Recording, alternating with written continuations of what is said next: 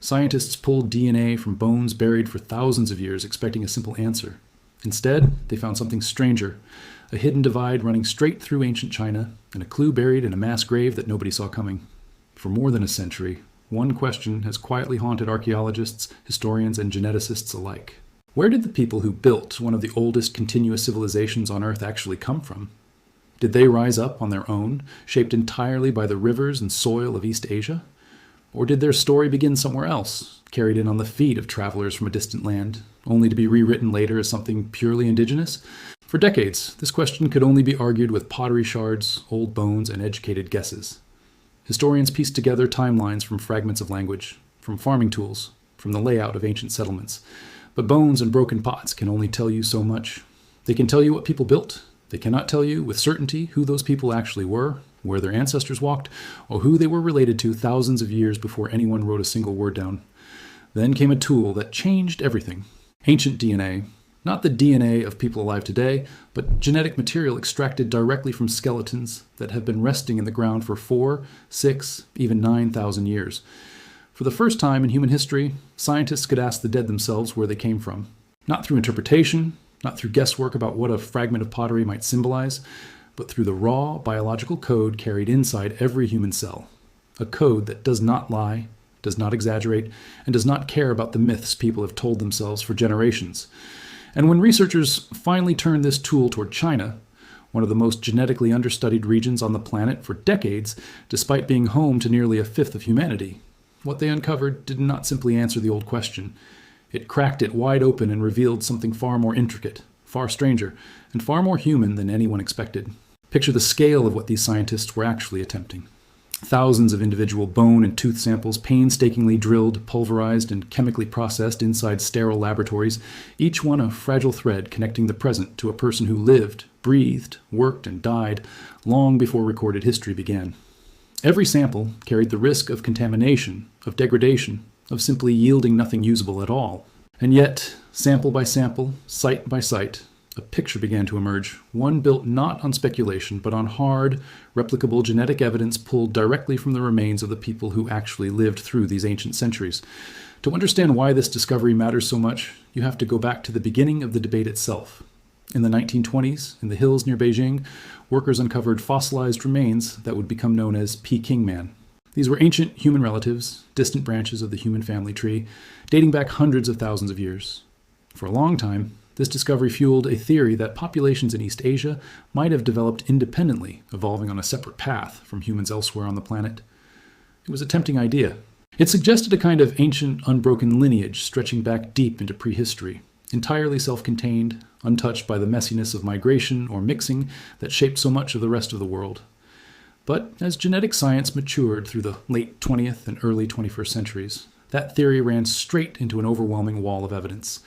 Every serious genomic study, every population survey, every ancient genome ever sequenced pointed in the same direction. Modern humans, no matter where they live today, all trace back to a relatively recent common origin in Africa, and then spread outward across the planet beginning roughly 60,000 years ago. East Asia was no exception.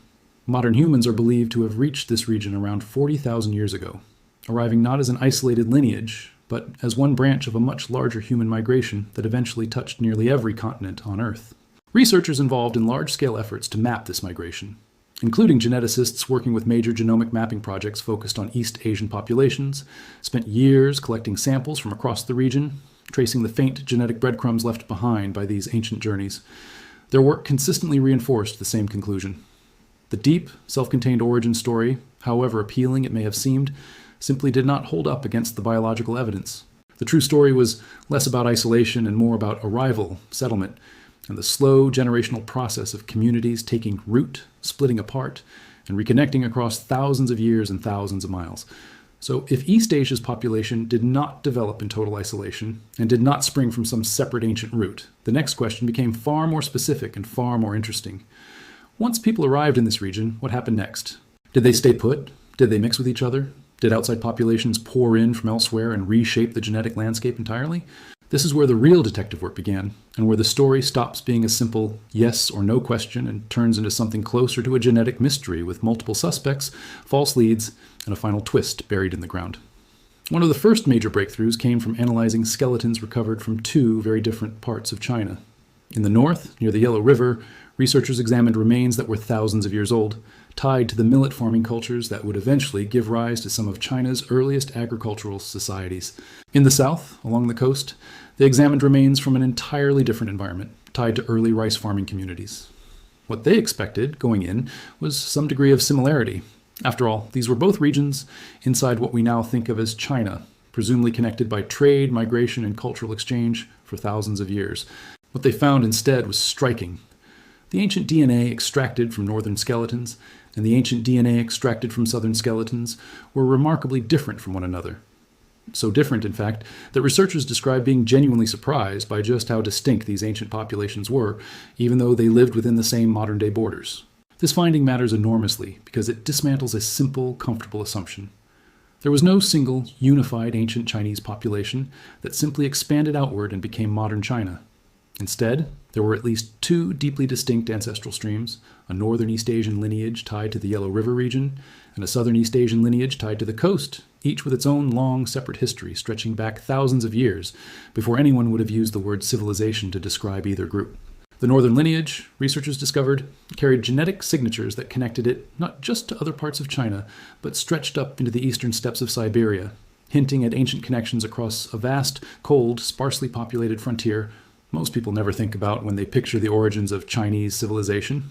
The southern lineage, meanwhile, carried its own distinct signature, one that would later echo across the ocean, showing up in the deep genetic roots of Austronesian-speaking populations scattered across islands and coastlines far from the Chinese mainland.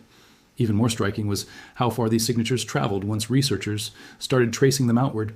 The southern lineage did not simply stay confined to the coast of mainland China. Its genetic fingerprints reappeared in ancient remains from islands scattered across the Taiwan Strait, forming a direct link to populations that would eventually spread out across the vast expanse of the Pacific over thousands of years of careful island-hopping voyages, seeding the ancestry of Austronesian-speaking peoples who today live thousands of miles away.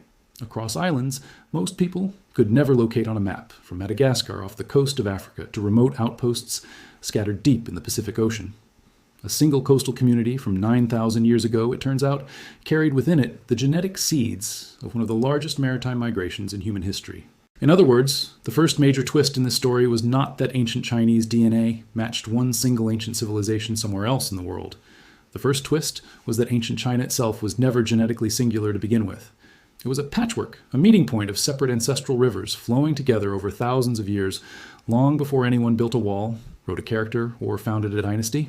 Two populations, separated by geography, climate, diet, and centuries of independent development, slowly converging toward one another, laying the genetic groundwork for everything that would eventually be called Chinese civilization. But the story does not stop there. As genetic sequencing technology improved even further, scientists were able to move beyond simply comparing broad regional populations, and instead began reconstructing detailed timelines within specific archaeological sites. This is where things get genuinely fascinating, and where the mystery starts closing in on something unexpected. Researchers at Peking University, working alongside colleagues at Yunnan University and Minzu University of China, focused their attention on an archaeological site known as Baligang, a settlement whose history stretches from the Middle Neolithic period all the way through the Late Bronze Age. This is an enormous span of time, covering thousands of years of continuous human habitation in a single location, layer stacked upon layer, generation buried above generation, each one leaving behind fragments of tools, pottery, and, crucially, bone. Using advanced ancient DNA techniques, the research team sequenced the complete genomes of 58 individuals recovered from the site, giving them an extraordinarily detailed genetic timeline of one community as it evolved, generation after generation, across a huge stretch of prehistory. This was not a scattered handful of samples pulled from unrelated locations. This was a continuous genetic record from a single community, allowing researchers to watch, almost like flipping through the pages of a family album stretching back thousands of years, exactly how this population changed, or in some cases, refused to change, over time. What they found challenged another comfortable assumption people often make about ancient societies, the idea that culture and genetics move together in lockstep, that when pottery styles change or farming techniques shift, it must be because a new group of people arrived and replaced the old one. The Balagang genomes told a very different story. Early residents already carried a mixture of northern and southern East Asian ancestry, meaning the blending of these two ancestral streams had begun far earlier than many expected. But here's the surprising part.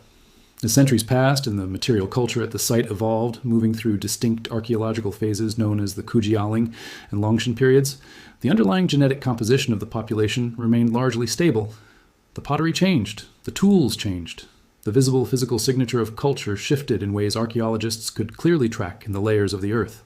But the DNA of the people living there did not shift nearly as dramatically. This suggests something profound, that cultural innovation, new ideas, new techniques, new artistic styles often spread through trade, contact, and imitation without requiring a wholesale replacement of the population itself. Ideas moved. People, for the most part, stayed. This alone would have been a fascinating enough discovery to end the story on. But buried within this same research was something else entirely, something that reads less like a data point in a genetic study and more like the setup to a mystery novel. Among the burials examined at Balagang, one stood out dramatically from the rest. Known as the M13 collective burial, this single grave contained the remains of more than 90 individuals, laid to rest together in a way that immediately signals something unusual was happening in this community. Researchers were able to extract and analyze genetic material from 75 of these individuals, and what they found inside that mass grave rewrote the understanding of how this ancient society was actually structured. Every single male buried in that grave, all of them, shared the exact same Y chromosome lineage. Not similar, not related in a loose general sense, the exact same paternal genetic line, passed down from father to son, generation after generation, all converging on one shared ancestral thread. The females buried alongside them told a completely different story. Their maternal lineages were diverse, scattered across multiple distinct genetic backgrounds, showing no such uniformity at all. This pattern is not random. It is the unmistakable genetic fingerprint of a patrilineal society, a community structured around a single paternal clan, where men stayed rooted within their birth community across generations, inheriting land, a status, and identity along an unbroken male line, while women were brought in from outside groups, likely through marriage networks connecting this community to others scattered across the wider region. Think about what that actually means. Buried in the earth for thousands of years was direct, undeniable genetic proof of how an entire Neolithic society organized itself, who held power, who moved between communities, and who stayed rooted for generations in one place. No written record survives from this era to tell us this. No inscription, no myth passed down through oral tradition, nothing carved into stone or painted onto pottery. The only witness to this social structure was the DNA itself, silently preserved inside human remains for thousands of years, waiting for the right technology to finally ask the right question. Imagine the scene archaeologists actually walked into when this grave was first uncovered. Not a single burial, not 2 or 3 individuals laid to rest together, but more than 90 people interred collectively, layered together in death the way they must have lived together in life. For years, a discovery like this could only raise questions archaeologists had no reliable way to answer. Were these victims of some catastrophe, a flood, a famine, a conflict, all buried together out of necessity? Or was this something else entirely, a deliberate, structured resting place reserved for members of a single extended family spanning multiple generations? Only genetics could settle the question, and when the answer finally came back from the lab, it was unambiguous. This was not a grave of strangers. This was a grave of kin, bound together by blood along the paternal line, generation after generation, choosing, or being expected, to remain part of the same community from birth until death. This is the clue nobody saw coming, the twist buried literally in the ground. The mystery was never really about finding some foreign civilization on the other side of the world that Chinese ancestry secretly traced back to. The real mystery, the one actually worth solving, was hidden inside China's own soil the entire time, waiting to reveal exactly how these ancient communities were built, who belonged to them, and how they held themselves together across dozens of generations. Now, it would be easy to stop here and call this the full story, but there is another layer worth exploring, one that pushes the timeline forward and adds even more texture to the picture. Long after the Neolithic period at sites like Baligang, as China moved into the Bronze Age, a separate ancient population known as the Daiqiang lived in a region called Ganking, an area adjacent to the Central Plain, the heartland traditionally associated with the origins of Han Chinese civilization. For years, scholars debated whether there had been any meaningful genetic connection between the ancient Daiqiang and the ancestors of the Han Chinese population, one of the largest and most influential ethnic groups in human history. Some argued the two groups were essentially unrelated, separate populations that happened to live near one another. Others suspected a deeper connection, but lacked the genetic evidence to prove it either way. To settle the question, researchers examined ancient remains from a site called Mogu, home to some of the earliest genetically identifiable Daiqiang individuals, dated to roughly 4,000 years ago. They compared this genetic material against remains from other ancient sites, including a location called Hengbei, tied to early Han-related populations from around 3,000 years ago, alongside a much larger dataset spanning nearly 1,800 individuals from both ancient and modern Chinese populations. The results revealed a genuine, measurable genetic connection. The ancient Diqiang population shared close genetic distances with several other groups, including populations directly ancestral to northern Han Chinese communities. Using statistical modeling, researchers estimated that somewhere between 13 and 18% admixture occurred between the Diqiang and northern Han populations, likely sometime between roughly 3,300 and 3,800 years ago. In practical terms, this means a noticeable portion of northern Han Chinese ancestry today can be traced back, at least in part, to this ancient Bronze Age population, blending gradually into the wider genetic landscape, rather than arriving as a single dramatic replacement event. What makes this particular study so compelling is the sheer diversity found within the Mogu population itself. When researchers examined the maternal lineages carried by these ancient individuals, they found an astonishing 14 distinct genetic haplogroups represented among them, a level of diversity that speaks to a community with deep, tangled roots, drawing women in from many different surrounding groups over generations. And yet, when they looked at the paternal line, the picture flipped entirely. Nearly every male sampled from this ancient population carried the same core Y chromosome lineage, echoing the same kind of patrilineal pattern researchers would later find at Baligang, separated by centuries and hundreds of miles, yet strikingly similar in structure. It is as though two completely different ancient communities, unconnected by direct contact, independently arrived at the same basic social architecture, men rooted in place across generations, women arriving from elsewhere to join them. Once again, notice the pattern here. This was not some singular exclusive match connecting Chinese ancestry to one distant, unrelated civilization elsewhere on Earth. This was layered, gradual, regional blending, populations mixing with their neighbors over centuries, contributing incrementally to a much larger and more complicated genetic story. It is messier than a clean headline. It is also far closer to the truth of how human populations actually behave across deep time. So where does that leave the original, dramatic idea that started this whole conversation? The notion that Chinese DNA was somehow tested against every major ancient civilization on the planet and matched exclusively to just one? When you actually look at the way population genetics works, that framing starts to fall apart almost immediately. Human ancestry does not function like a fingerprint match in a crime lab, where one sample either belongs to one specific person or it does not. Ancestry is a gradient, a blend, a layered accumulation of contact, migration, and mixing that stretches back tens of thousands of years. Every population on Earth carries traces of shared ancestry with other populations, some closer, some more distant, depending on how much contact, migration, and intermixing occurred between them across history. There's no clean, singular answer waiting at the bottom of a DNA test that says, this civilization, and only this civilization, is your true genetic match. That is not how any of this works, and frankly, it never has been. Consider how differently this story would need to unfold if a true, exclusive match to a single foreign civilization actually existed somewhere in the data. It would require one clean migration event, a defined population arriving essentially intact from elsewhere, replacing or absorbing everyone already living across this vast region, leaving behind a single, unmistakable genetic signature stamped uniformly across ancient China. Nothing in the evidence looks anything like that. Instead, every single study, from the earliest comparisons of northern and southern lineages, to the detailed genome sequencing at Baligang, to the admixture modeling done on the Diqiang and early Han populations, points toward the same recurring theme: gradual contact, regional blending, and internal diversity building up slowly across thousands of years. What the actual evidence shows is something arguably more interesting than a simple match. It shows an East Asian genetic landscape shaped by deep internal divergence between northern and southern lineages, stretching back at least 9,000 years. It shows evidence of cultural change spreading through ideas and contact rather than mass population replacement. It shows a hidden social structure, a patrilineal clan system, preserved not in any surviving text, but directly inside human bone, waiting thousands of years to be read. And it shows gradual regional blending between populations like the Diqiang and early Han Chinese communities, contributing to the wider genetic tapestry that exists across China today. And underneath all of it, connecting every single thread of this story together, sits one final, almost humbling truth.